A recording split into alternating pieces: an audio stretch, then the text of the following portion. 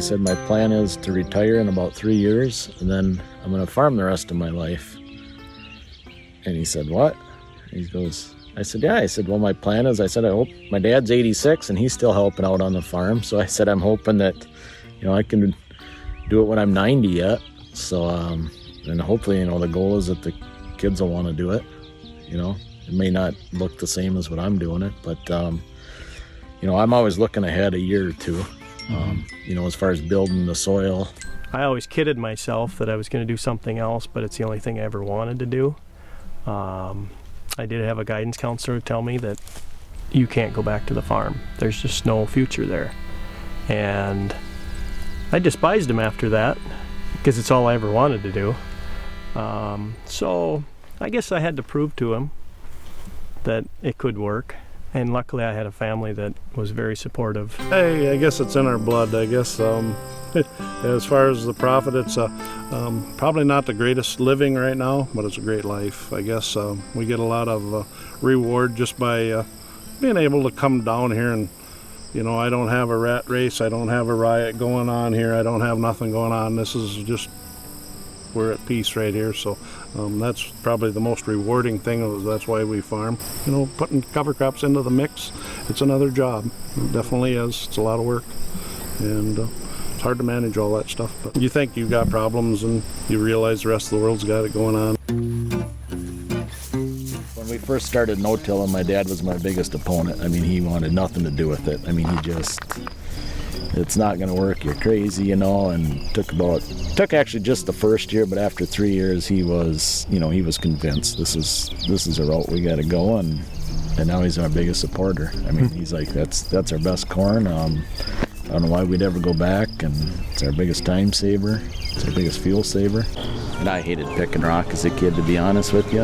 And every time we tilled the ground, that's all we ended up doing is picking rock. And now we don't have to pick rock. So my kids don't know what they're missing out on. I just didn't like the way our farm was looking. We were in this particular field, we were having washout issues that we'd never seen before. So this particular field, we jumped all in. Within a year, we were full tilt, no till. This is what we're after here. This stuff right there. And I can feel I'm pulling up roots and all kinds of stuff. Like there's some living roots that are clear out in the middle. Don't need water as often, just because we have all that sponge there that actually absorbs it. You can look down right here, there's corn residue from last year, and you can just look at that as like a wet rag laying on the ground, if you have more wet rags laying on your ground, you just start hosing it down, and pretty soon that water just stays there. It just holds it so much better.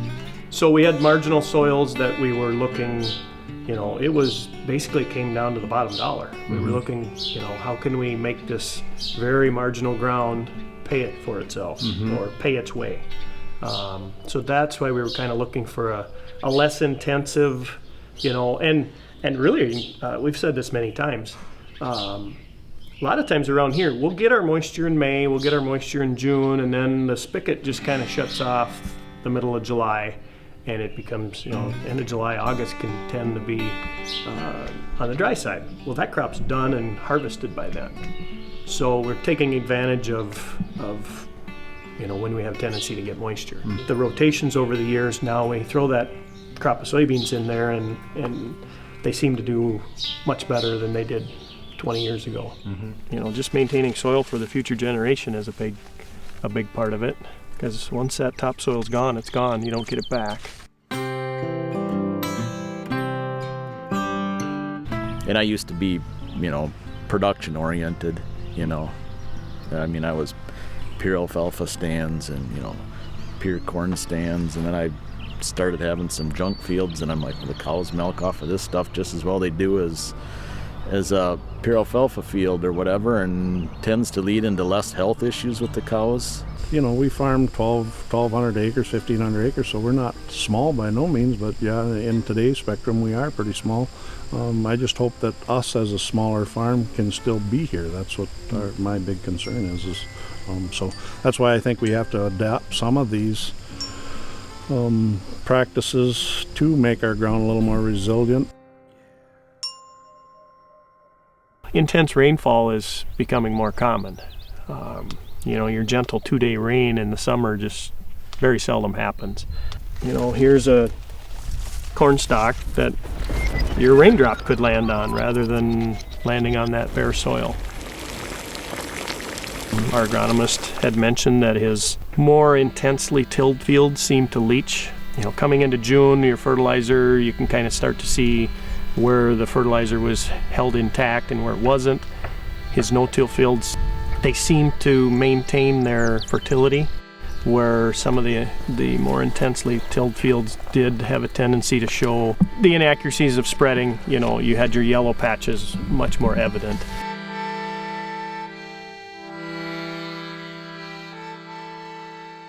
Take one small piece and be legit with it. Be honest with that piece of land that you're using that cover crop, you're using that no-till, you're using that split application of fertilizer. We went through our cornfields 4 times this year with a side dress fertilizer spreader. You know, that's pretty intense. Last year we were two times. This year we went through 4 times. And just be legit with it, and really take that, even if it's 5 acres or 10 acres, whatever you do, and you will start seeing a difference. And just be honest with yourself. And yep, I'm not gonna lie to you, it's a lot more work.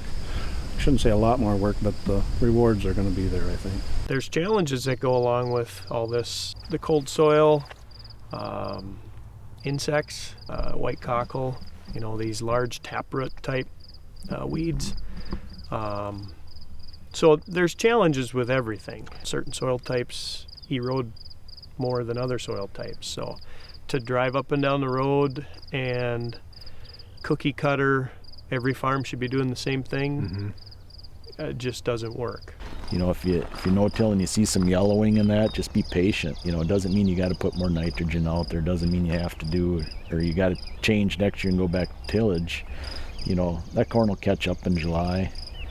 And you really got to put your pencil to it, and once you figure how much you're spending on tillage and how much you're spending on no-tilling, and you know, yeah, you maybe take a 5 or 10 bushel hit on no-till. It doesn't mean that you're not coming out economically. You know, by the time you figure in that tillage pass and your potential soil loss, you know, it's pretty hard to put a value on gullies and soil loss. Very rarely do we have a vet around here. You know, we do a lot of our work ourselves, and if the cows are healthy and happy, or I mean if they're getting good feed, you know, and you can diagnose stuff early, it takes away that bill, you know, and patience is probably the biggest thing. You know, if you get a cow that's a little under the weather, and just get her some dry grassy hay, you know, instead of forcing her a high energy TMR mix in her face, you know, she'll respond. These cows they get to walk wherever they want, whenever they want, and stretch out and lay down however they want. And I don't know about you, but that works for me too. Like I told my agronomist, I'm going to let my ladybugs see what they can do first. And as I stand here about a week later now, I'm looking at, I can see probably 50, 60 ladybugs just in the canopy of what I'm looking at right now. So they're actually taking care of my issues right now without me having to spray any pesticides.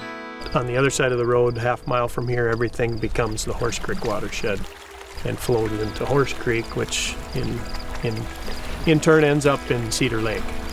I mean, every weekend there's 20, 30, 40 boats and more. And it's become a good fishing lake. My son loves to fish, and you know, you can actually eat the fish out of it now. They don't smell like swamp. So no, everybody doing their part is working.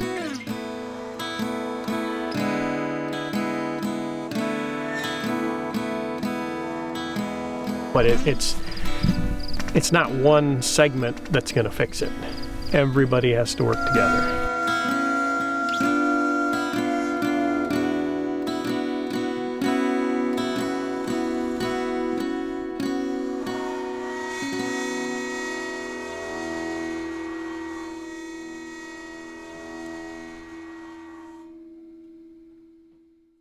10 years from now, what we're doing now will probably be completely changed completely. Who knows, you know, with this technology that we got going on.